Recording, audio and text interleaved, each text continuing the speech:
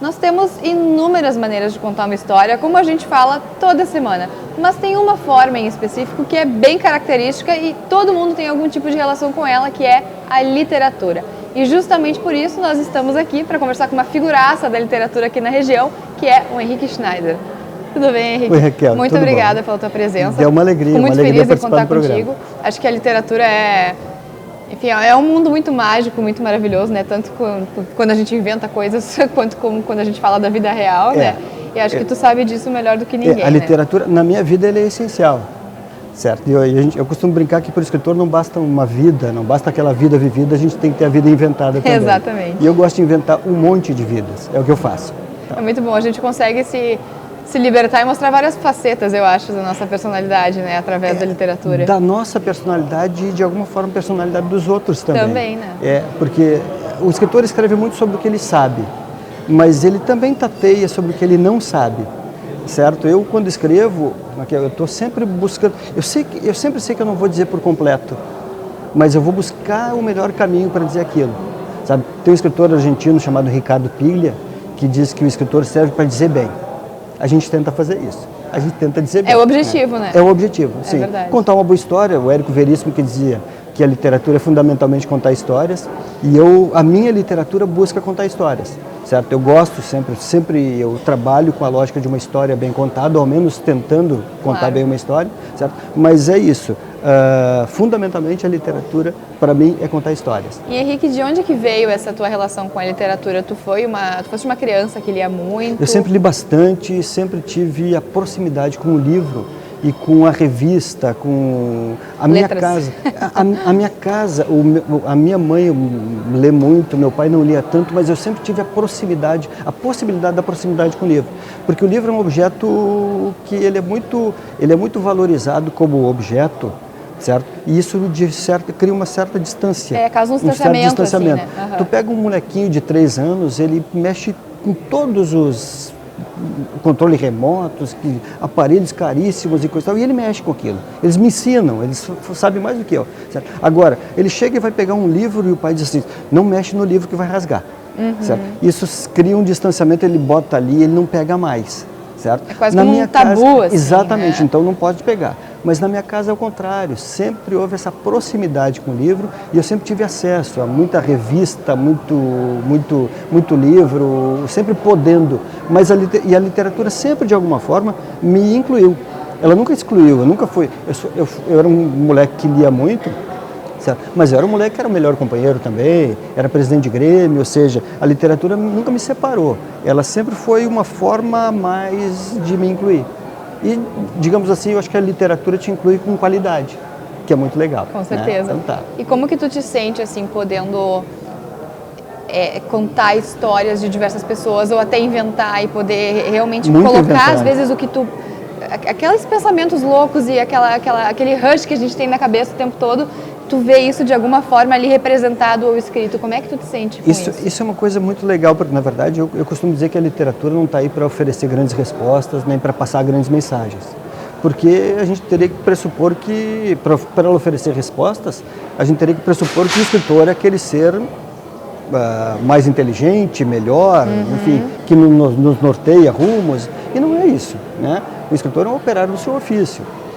E eu como escritor, eu tenho as mesmas angústias, as mesmas dúvidas, os mesmos questionamentos, as mesmas perguntas que o leitor, claro. Que o meu leitor. E eu, quando escrevo um livro, eu escrevo 60% desse livro, 70% no máximo. Os outros 30%, 40% vão ser escritos pelo olhar de quem está me lendo. Né? Então, com a minha literatura, eu busco compartilhar com o meu leitor, ou com a minha leitora, as minhas angústias, os meus questionamentos, essas minhas perguntas, e fazer com que, a partir daí, se propicie uma espécie de debate. Que o leitor pense, que a leitora pense a respeito. Isso que é o bacana. Certo? E é muito legal, por exemplo, os contos que eu publico no jornal, eles têm uma resposta muito efetiva.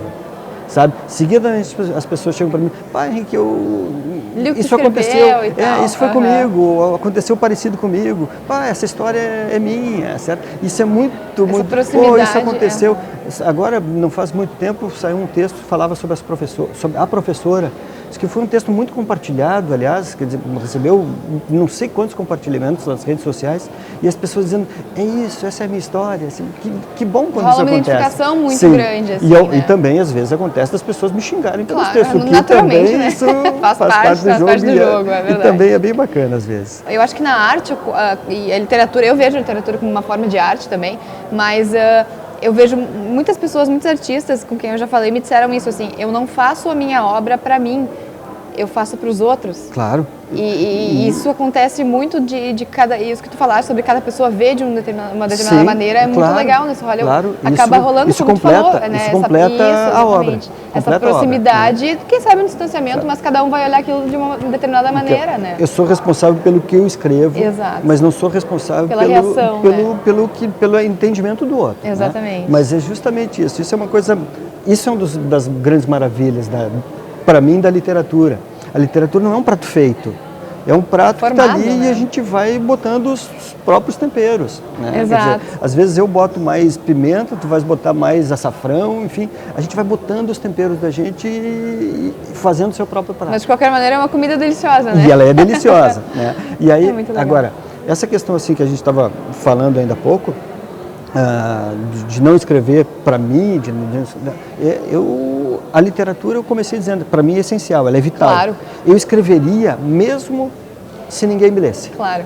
Mas é muito melhor escrever se alguém me lê. Claro, é com muito certeza. melhor, não tem nenhuma dúvida. Acontece a gente muito não escreve isso, para parede branca, a gente não escreve para não ser lido, a gente escreve sim para ser lido, claro, né? Com certeza. Né? E me diz uma coisa, Henrique, fazendo parte desse mundo maravilhoso aí da literatura, tu tens, eu imagino, que observar muito as pessoas, né? Sim, sim, eu não posso desperdiçar o olhar. Não tem como não, né? Não Exatamente. posso desperdiçar o olhar. E nessas visões que tu tens, assim, do mundo, que característica que tu percebe nas pessoas que, para ti, é uma coisa que te chama muito a atenção, que tu admira muito nas outras mas pessoas? é justamente a impossibilidade da gente estabelecer uma característica. Isso que é o melhor. Justamente isso, essa diversidade, a profunda humanidade que existe, com perdão do chavão, mas a profunda humanidade que existe nesse cotidiano que me cerca, né? Em que ninguém é completamente ruim, ninguém é completamente bom, em que, enfim, que a pessoa assou o nariz e, enfim, a pessoa tem mau cheiro no pé, essas coisas assim. Isso faz parte do cotidiano e precisa fazer parte da minha literatura também, né? Justamente, especialmente na coluna, na coluna do ABC, um conto por semana, ou seja, que precisa estar escrito, é um compromisso, é uma responsabilidade, uma doce responsabilidade, mas enfim, que precisa estar lá. Então eu estou sempre prestando atenção. E é justamente isso o que mais chama atenção, essa diversidade, essas histórias que estão sempre acontecendo e que ainda bem nunca acabam. Com certeza, é uma fonte inesgotável, né? Sempre, as pessoas são fontes inesgotáveis de boas histórias, né? Se não fosse assim, eu não tava com essa coluna há mais de 10 anos. Exatamente. Henrique, e para a gente começar a encerrar, assim, tu diria que a literatura... Qual é o papel educador que a literatura tem, na tua opinião? Eu não tenho a menor dúvida de que quem lê é melhor cidadão do que quem não lê. É simples assim, simples. Aqui eu sou advogado também. E se alguém, às vezes a gente vai empregar pessoas, né? E se alguém chega no meu escritório com um currículo cheio de florzinhas ou perfumado, isso não vai fazer diferença para mim. Claro, eu não quero um currículo sujo, mas eu quero que alguém me diga por que é que quer trabalhar no meu escritório, certo? Essa pessoa vai fazer diferença. Por que é que eu vou fazer? Por que é que seria bom para o meu escritório contratar essa pessoa? Ou seja, se essa pessoa sabe dizer bem, como diz o Ricardo Pilha, ela já está pontos à frente. Então, para mim é simples. Quem lê, fala melhor. Quem lê, pensa melhor. Quem lê, sabe mais. Quem lê tem mais assunto. Escreve melhor também. Quem lê escreve melhor e quem lê tem mais profundidade sobre esses mais assuntos.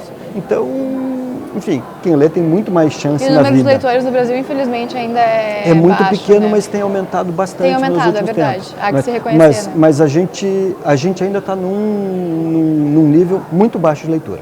Muito baixo, né? Infelizmente. Porque isso, um país que lê, quando a gente fala que um cidadão que lê uma pessoa que lê é um cidadão melhor, acho que um país que lê é um país também mais investido em cidadania. Né? É verdade. E a última pergunta, então, na tua visão, o que tu acha que poderia ser feito ou sugestões de ações para incentivar cada vez mais a literatura, que as pessoas escrevam, que possam contar suas histórias também. Eu acho que esse é o grande barato, né? Quando a gente se envolve na história de um livro, a gente aprende a contar a nossa história de uma maneira melhor também, né? Quais ações tu acha que poderiam ser feitas para incentivar mais isso? Bom, o mercado editorial no Brasil é um mercado muito forte. Ele é forte, ele é um dos maiores mercados editoriais do mundo, certo? Eu acho que as editoras poderiam ter um plano de marketing conjunto que dissesse, que não trabalhasse com esta ou com aquela moda passageira de literatura, literatura de vampiro, literatura de autoajuda, literatura de livro para colorir para adulto, enfim, aquelas modas que vão e passam. Não, vamos fazer uma campanha de marketing de ler. Isso significaria para mim uma economia bastante grande e um avanço no que diz respeito ao ler mesmo. Ao ler não como hábito, mas sim como prazer. Como prazer, certo? Mas fora isso, existe assim, políticas públicas, a necessidade de uma implementação de políticas públicas em direção à descentralização da literatura, certo? Com a criação de, por exemplo, pontos de leitura, bibliotecas comunitárias, que são exemplos maravilhosos. Por exemplo, quem mora muito distante não vai ao centro para pegar um livro, certo? Agora, se a biblioteca for mais próxima, ela vai. Certo? E aí a gente está... Porque tem um interesse, né? Tem interesse, mas tem uma distância. Às vezes a pessoa não vai pegar um ônibus para pegar um livro, ou 2 ônibus para pegar um livro. Né? Ela tem essa dificuldade, isso tem esse impedimento físico. As bibliotecas comunitárias, que ficam em diferentes pontos da cidade, e às vezes até bibliotecas ambulantes, elas cumprem essa função.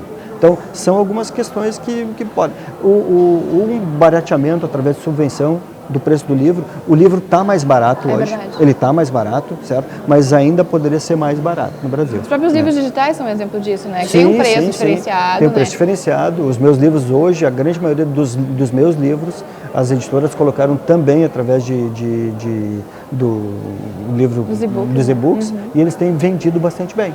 Que é bastante, que é bem legal. Tá tudo conectado, né? Exatamente, que é bem legal. É o jeito, né? Exatamente. Não, e tanto na verdade é isso. O estofo onde o livro vai ser lido, tanto faz. É verdade. Eu adoro o livro físico. Eu também, né? E eu acho que ele ainda existe durante muito tempo. Mas se as pessoas quiserem me ler na tela do computador, quiserem ler a leitura, ler qualquer livro de literatura... Que vale a história, afinal de contas. Que vale a história, que vale a literatura. Tá? Henrique, muito obrigada pela sua presença. Foi um prazer, né? Uma alegria. Acho muito legal que a gente continue incentivando a literatura em todos os seus aspectos e parabéns pelo papel que tu tens na literatura da região. Isso é muito importante também. É importante a gente, como tu falaste, a gente regionalizar a coisa mesmo e aí, devagarinho, acho que se espalha para o Brasil inteiro, né? Vamos lá, eu estou à disposição. Quando quiserem, à disposição muito obrigada, sempre. Muito obrigado pelo convite. Tá? Bom, gente, então a gente encerra por aqui o Qual a Sua História dessa semana e semana que vem tem mais. Até lá!